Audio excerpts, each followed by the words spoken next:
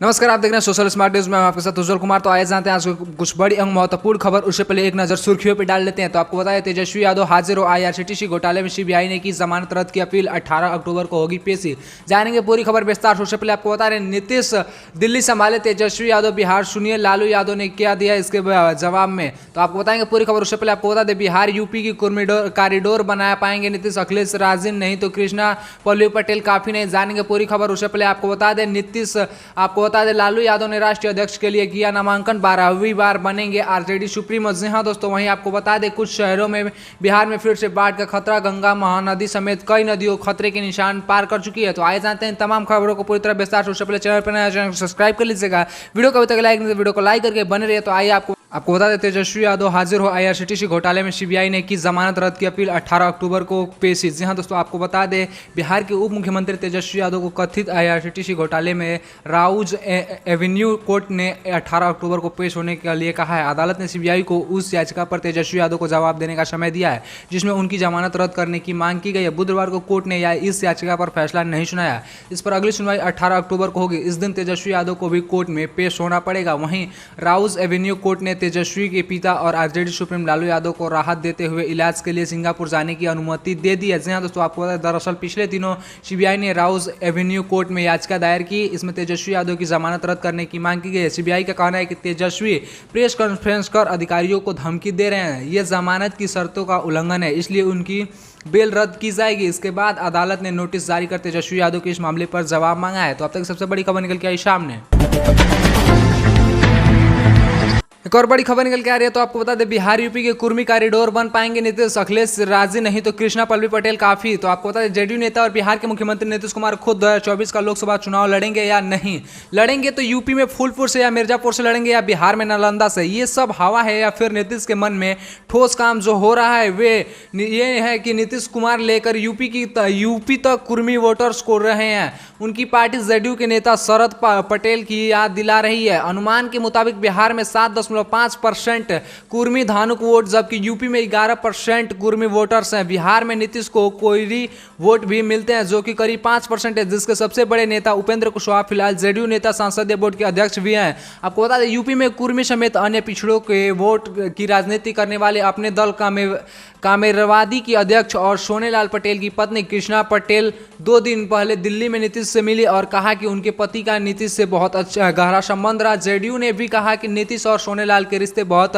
प्रांगण रहे। दोनों पार्टियों ने 2007 की यूपी विधानसभा चुनाव मिलकर लड़ा था। तो क्या सोनेलाल पटेल की पत्नी कृष्णा पटेल को साथ लेकर नीतीश बिहार से यूपी तक कुर्मी कॉरिडोर बनाने की कोशिश कर रहे हैं? और अगर कर रहे हैं तो क्या बिना अखिलेश यादव के समाजवादी पार्टी के समर्थन से सिर्फ कृष्णा पटेल या पल्लवी पटेल के भरोसे ऐसा काम कर पाना संभव है? आप लोग कमेंट में जरूर बताइएगा। तो अब तक सबसे बड़ी खबर निकल के आई सामने। वही बता दें, और बड़ी खबर निकल के आ रही है, नीतीश संभालेंगे, दिल्ली संभालेंगे नीतीश और तेजस्वी यादव बिहार। सुनिए लालू यादव ने इस पर क्या दिया जवाब। आरजेडी सुप्रीम लालू प्रसाद यादव ने नीतीश कुमार के दिल्ली संभालने और तेजस्वी को बिहार मुख्यमंत्री बनने के सवाल पर अपनी चुप्पी तोड़ी। उन्होंने नीतीश कुमार के प्रधानमंत्री उम्मीदवार बनने के सवाल पर कहा कि इसमें अभी समय लगेगा। साथ ही ये भी कहा कि वे तेजस्वी यादव को बिहार के मुख्यमंत्री बनते हुए देखना चाहते हैं। आपको बता दें, लालू प्रसाद यादव ने बुधवार को आरजेडी के राष्ट्रीय अध्यक्ष पद चुनने के लिए नामांकन कराने के बाद मीडिया से बातचीत की। इस दौरान उन्होंने पत्रकारों से कई सवालों के जवाब दिए। केंद्र सरकार द्वारा पीएफआई और प्रतिबंध लगाने पर कदम पर लालू ने कहा कि सबसे पहले आरएसएस पर बैन लगना चाहिए। तो आपको क्या लगता है, कमेंट में जरूर बताइएगा। तो अब सबसे बड़ी खबर निकल के आई सामने। वही बता दें, और बड़ी खबर निकल के आ रही है, पीएफआई पर एक्शन के बाद बोले लालू यादव आरएसएस पर भी लगे बैन, मोदी सरकार पर हमला। जी हाँ, आपको बता दें, पॉपुलर फ्रंट ऑफ इंडिया पर सरकार के कड़े एक्शन के बाद लालू प्रसाद यादव ने बड़ा बयान दिया। उन्होंने कहा कि आरएसएस पर भी बैन लगा देना चाहिए। लालू यादव ने कहा कि पीएफआई और आरएसएस दोनों की जांच होनी चाहिए। उन्होंने मोदी सरकार पर हमला बोलते हुए कहा कि देश के बेरोजगार और महंगाई से हालात बद से बदतर हो गए हैं। देश में हिंदू मुस्लिम करके कट्टर फैलाने की कोशिश की जा रही है। ऐसे सरकार को उखाड़ फेंकना।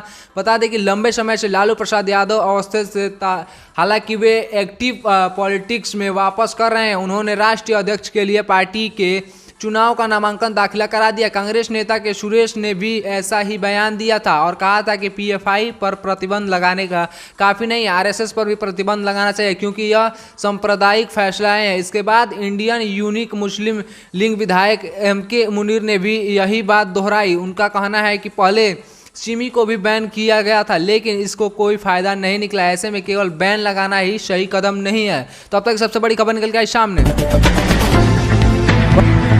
वहीं बता दें, एक और बड़ी खबर निकल के आ रही है, लालू यादव ने राष्ट्रीय अध्यक्ष के लिए किया नामांकन, 12वीं बार बनेंगे RJD supreme. RJD supreme Lalu Prasad Yadav ने 12वीं बार पार्टी के राष्ट्रीय अध्यक्ष बनने जा रहे हैं। लालू ने बुधवार को आरजेडी अध्यक्ष चुनाव के लिए नामांकन दाखिला करा दिया। इस दौरान उनके साथ जेडीयू प्रदेशाध्यक्ष जगन्नाथ सिंह और बेटा मीश भारती मौजूद रहे। बुधवार को उन्होंने निर्विरोधी निर्वाचित कर दिया जाएगा क्योंकि इस पद के लिए कोई और नेता नामांकन नहीं कराने वाले हैं। हालांकि 10 अक्टूबर को लालू प्रसाद के राष्ट्रीय अध्यक्ष बनने की विधिवत घोषणा की जाएगी और प्रमाण पत्र मिल जाएगा। इससे पहले आरजेडी के प्रदेश अध्यक्ष जगन्नाथ सिंह, पार्टी के राष्ट्रीय मुख्य निर्वाचन पदाधिकारी उदय नारायण चौधरी और सहायक राष्ट्रीय मुख्य निर्वाचन पदाधिकारी चितरंजन गगन दिल्ली पहुंचे। 5 जुलाई को 1997 को आरजेडी की स्थापना हुई थी और तब से इसके राष्ट्रीय अध्यक्ष लालू प्रसाद ही रहे हैं। राष्ट्रीय अध्यक्ष के निर्वाचन को लेकर मंगलवार को राष्ट्रीय परिषद सदस्यों की अंतिम सूची का प्रकाशन केंद्र कार्यालय दिल्ली, केंद्र कैंप कार्यालय पटना और सभी राज्यों के कार्यालयों में कर दिया जाएगा। तो अब तक सबसे बड़ी खबर निकल के आई सामने।